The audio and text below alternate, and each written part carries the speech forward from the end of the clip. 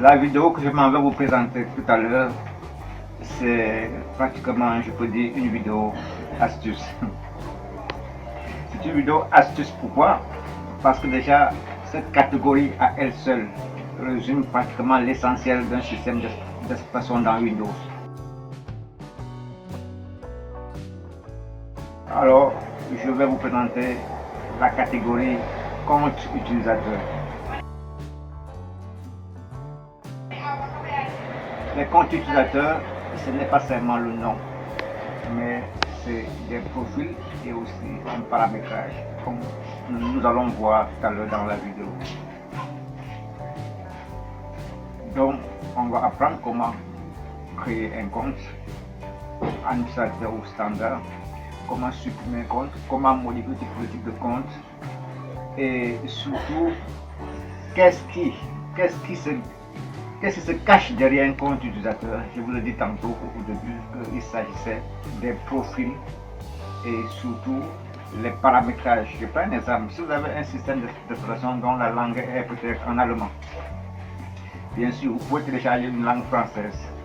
Mais pour ceux qui ne se connaissent pas, le premier réflexe est toujours de pouvoir formater ça. Alors qu'ils peuvent changer les profils. Et maintenant, une fois qu'ils changent les profils, vous supprimez les profils de celui qui utilise cette machine. Et maintenant, vous aurez tout la même langue.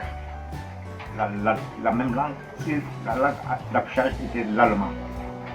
Or, comme vous avez la possibilité de télécharger d'autres langues, vous pouvez télécharger le français et la définir comme la langue d'affichage. Mais toujours, il faut savoir supprimer les profils. Et un profil utilisateur ne se supprime pas n'importe comment. La preuve, si vous supprimez des profils utilisateurs de façon inadéquate, alors vous pouvez penser à rien, c'est votre système d'exploitation. Car le bureau qui est un raccourci défini par le système ne sera jamais atteint par le processus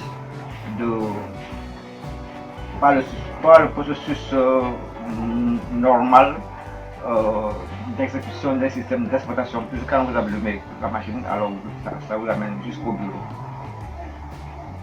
Sans plus perdre de temps, je vais aller capturer mon écran et on verra vraiment concrètement comment cela se passe. Si vous êtes novice, débutant, et que vous voulez vraiment laisser derrière vous cet handicap-là, puisque aujourd'hui c'est reconnu comme un handicap, alors je vous recommande vivement de vous abonner à cette chaîne. Compte utilisateur. Comme je disais, c'est une catégorie qui est d'une importance capitale, car cette catégorie draine avec elle des profils d'utilisateurs et j'allais dire plutôt des paramètres de votre session. Voilà. Maintenant, je vais aller afficher la catégorie et on va vraiment voir comment ça se passe. Alors, vous êtes ici. Pour ceux qui sont débutants, vous cliquez sur le lien qui est vert, comme ça. Vous avez deux sous-catégories à l'intérieur. Ici, vous avez compte utilisateur encore. Alors, vous cliquez toujours sur le lien qui est vert. Alors, ça se déploie. Pour l'instant, je suis sur un compte standard que j'ai ouvert. Vous voyez bien, compte local. C'est un compte standard. C'est pas un compte administrateur. Il y a une différence entre un compte standard et un compte administrateur. Par contre, ce compte-là, je peux modifier son type, donc le définir en administrateur. Ici, voilà, là où on peut modifier le nom du compte. Vous voyez, vous cliquez seulement comme ça et vous devez confirmer par le contrôle du compte utilisateur et ensuite dans cette case-là, vous pouvez mettre le nom que vous voulez et après vous cliquez sur changer de nom et c'est tout. Maintenant, je vais annuler. Pour le changement de nom, c'est bon. Vous pouvez modifier le type de compte. Pour l'instant, je vous dis tantôt, c'est un compte standard, c'est-à-dire qui n'a pas de privilèges, qui n'a pas de droits. Alors, on peut le définir en un compte administrateur. Pourquoi définir un compte local en un compte administrateur? Si je voulais supprimer l'autre compte administrateur, alors je serais obligé de passer par un deuxième compte administrateur pour supprimer le premier compte administrateur. Et voilà, donc vous cliquez ici sur modifier le type de compte et vous devez maintenant confirmer par le contrôle du compte utilisateur. Vous voyez qu'il y a ici standard et ici on a administrateur. D'après le type que vous voulez, vous cochez par exemple, si vous voulez passer le compte en administrateur, vous cliquez sur la case et vous cliquez sur modifier le type de compte et le tout est joué. Ensuite, je retourne par la petite flèche là. Après la modification du type de compte, vous pouvez en créer d'autres comptes administrateurs. Vous savez, un PC peut être utilisé par 10 personnes. Ça dépend vraiment de la taille du disque dur et surtout la taille du disque dur, parce que le disque dur permettant de gérer les fichiers et les programmes, les fichiers personnels et les programmes. Donc, on doit avoir un disque dur conséquent si on veut vraiment associer plusieurs personnes pour le même PC. Alors, pour gérer, pour en créer un autre compte standard, vous cliquez ici sur gérer et vous devez valider. Parce que chez moi, j'ai activé le contrôle du compte utilisateur. Si vous n'avez pas activé le contrôle du compte utilisateur, certainement vous n'aurez pas cette modification. Alors voilà les deux comptes qui sont dans cette machine.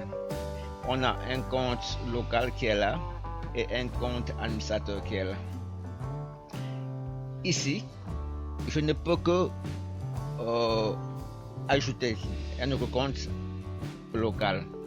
Par contre, à partir de cette fenêtre qui est celle-ci, à partir de cette fenêtre, je peux supprimer que le compte local qui est là. Comment? Alors si je clique sur le compte, alors vous voyez que le système me donne des outils. Entre autres, le système me propose une commande qui permet de supprimer le compte. Vous voyez cette commande qui est là. Par contre, ce n'est que vrai que pour un compte local. Par contre, sur l'administrateur, le compte administrateur qui est celui-ci, alors je ne peux pas, à partir de cette fenêtre-là, supprimer ce compte administrateur. Ce n'est pas l'endroit. Par contre, si vous cliquez sur le compte administrateur, le système vous donne des outils qui vous permettent de personnaliser ce compte, mais ne vous propose aucun outil qui vous permet de supprimer ce compte. Mais on ne peut pas le supprimer. Pourquoi? Parce que pour l'instant, cette machine comporte qu'un seul compte administrateur. Or, pour en supprimer un, il faudrait que je puisse en créer un autre. Et c'est pour ça que le bouton supprimer, comme vous le voyez, n'est pas actif. Le bouton supprimer deviendra actif si il y avait deux comptes administrateurs. Et dans ce cas, je ne pourrais pas être dans ce compte administrateur, dans un compte standard et me mettre à supprimer un compte administrateur. Il faudrait que je puisse rentrer dans le compte administrateur dont j'ai envie de conserver pour supprimer le compte administrateur dont j'ai envie de m'en débarrasser. Donc, je retourne en arrière. Pour ceux qui ne connaissent pas, les deux flèches là permettent d'aller en avant et de retourner en arrière. On était ici sur la catégorie compte utilisateur et on était dans cette catégorie qui est là. Voilà. On était au niveau de ce petit menu, gérer un autre compte qui vous permet de créer un autre compte, autant pour moi.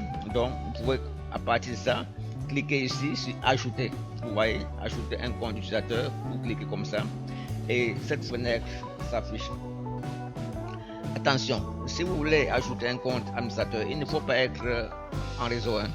Parce que si vous étiez, en ce moment, je ne suis pas connecté comme vous le voyez. Si vous étiez connecté, ça va vous proposer un compte Microsoft. Alors, il faut carrément désactiver la connexion et ajouter le compte. Et une fois que le compte est ajouté, maintenant vous pouvez activer votre connexion.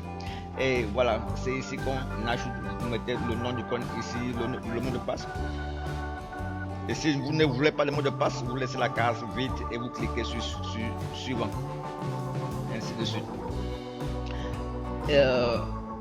Par contre, ici, je vous disais tantôt qu'on ajoute des comptes administrateurs ou bien standard à partir de ce bouton et gérer notre compte. Ici maintenant, c'est modifier les paramètres de contrôle du compte. Voilà, cette commande est à ce niveau, est au niveau du compte utilisateur, mais on le trouve, la commande là, on la trouve également au niveau de système et sécurité. Ça a pour but d'afficher la même fenêtre. Quand je clique sur la commande, vous allez voir qu'il m'affiche le statut du contrôle du compte utilisateur qui est là. Vous voyez, donc ça devait être la même chose si j'étais au niveau de système et sécurité. Donc j'annule.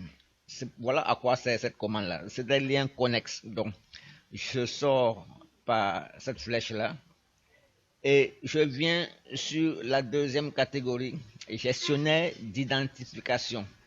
Il s'agit en fait ici, quand vous cliquez sur le lien qui est de couleur verte, le gestionnaire d'identification a deux volets.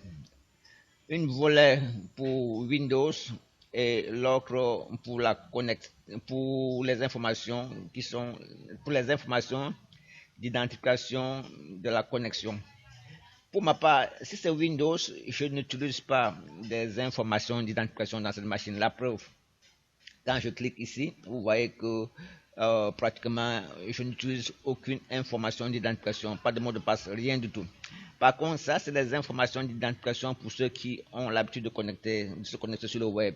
Or, moi, je ne vais pas sur le web avec cette machine-là. Donc, voilà à quoi c'est ces informations d'identification.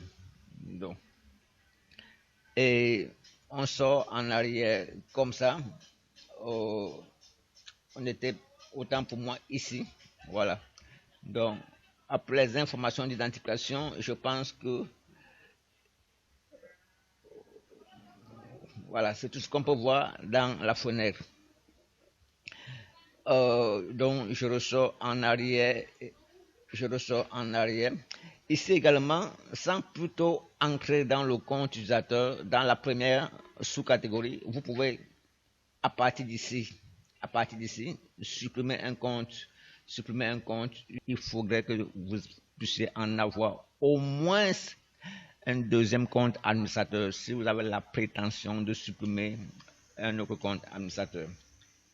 Si j'ai tenu à faire cette vidéo catégorie par catégorie, c'est pour faire le débriefing de ce volet qui est le panel de configuration pour ceux qui sont vraiment débutants.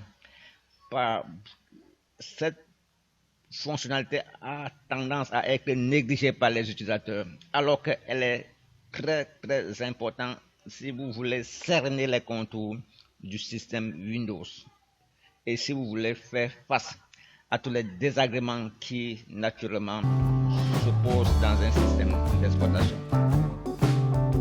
Cela dit, je prends congé de vous en attendant les prochains tutos.